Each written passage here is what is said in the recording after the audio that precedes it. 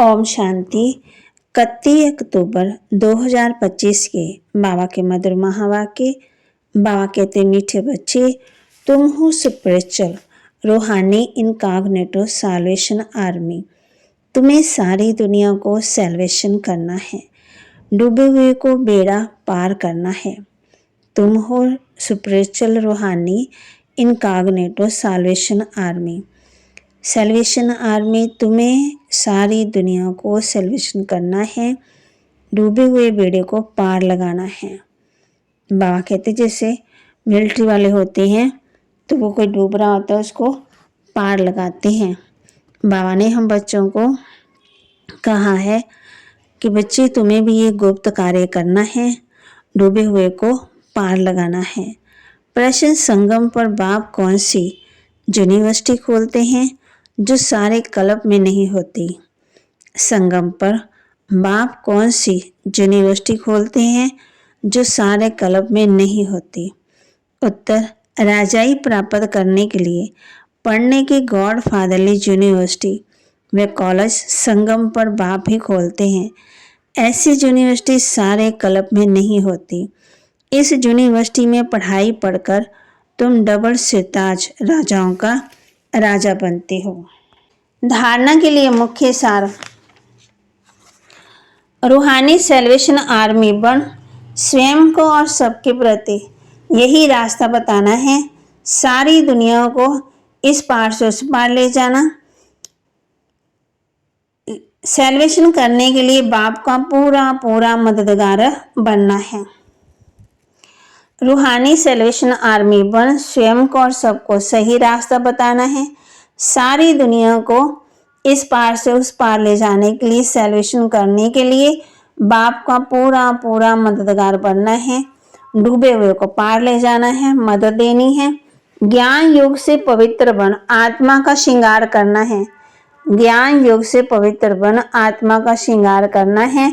शरीर ज्ञान योग से पवित्र बन आत्मा का श्रृंगार करना, शरीरों का नहीं। आत्मा के पवित्र बनने से शरीर का श्रृंगार हो ही जाएगा।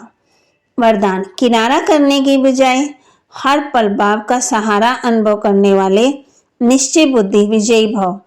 किनारा करने की बजाय हर पल बाप का सहारा अनुभव करने वाले निश्चय बुद्धि विजयी भव।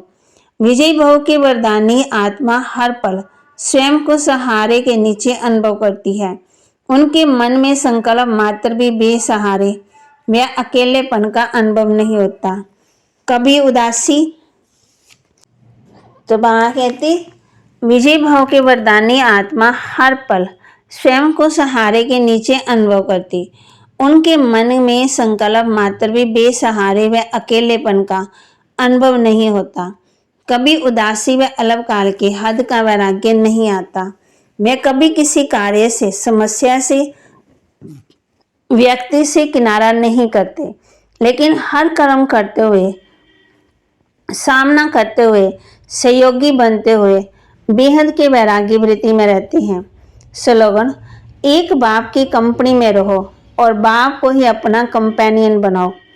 एक बाप की कंपनी में रहो और बाप को ही अपना कंपेनियन बनाओ।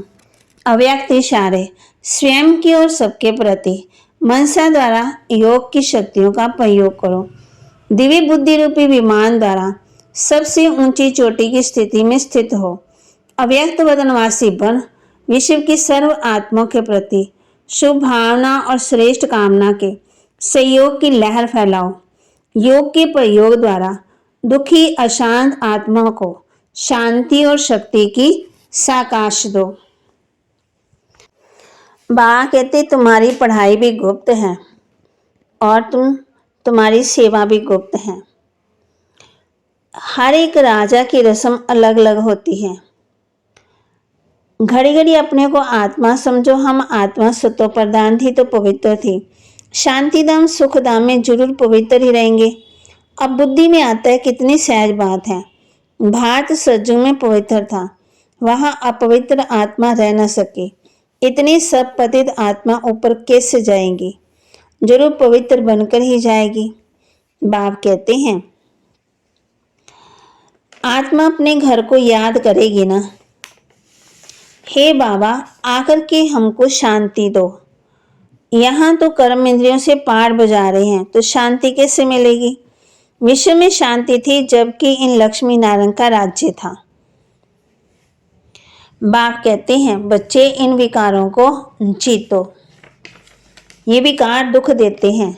तुमको रूहानी सेल्वेशन आर्मी कहा जाता है। तुम श्रीमत पर सबको रास्ता बताते हो, हर एक को समझाते हो। दो बाप हैं, एक हद का, दूसरा बेहद का। लौकिक बाप होते हुए भी सब पारलौकिक बाप को याद करते हैं, परंतु उनको जानते कुछ भी नहीं। बाबा कोई गिलानी नहीं करते हैं, परंतु ड्रामा का राज समझाते हैं।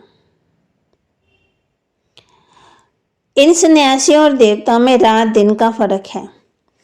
मीठे मीठे रूहानी बच्चों से पहले पहले बाप पूछते हैं कि यहाँ आकर जब बैठते हो तो अपने को आत्मा समझ बाप को याद करते हो। आत्मा शरीर द्वारा बोलती है।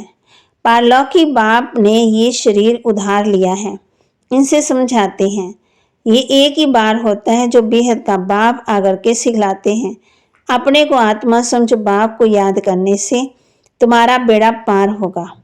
हर एक का बेड़ा डूबा हुआ है, जो जितना पुरुषार्थ करेंगे उतना बेड़ा पार होगा। गाते भी है ना, नैया मेरी पार लगाओ। वास्तव में हर एक को अपने पुरुषार्थ से पार जाना है। तो बाबा के महावाक्य को लाइक करें, शेयर करें और सब्सक्राइब करें और अपने जीवन में धारण भी करें। बाबा कहते वो जिस्मानी बातें हैं और ये है रूहानी बातें। ओम शांति।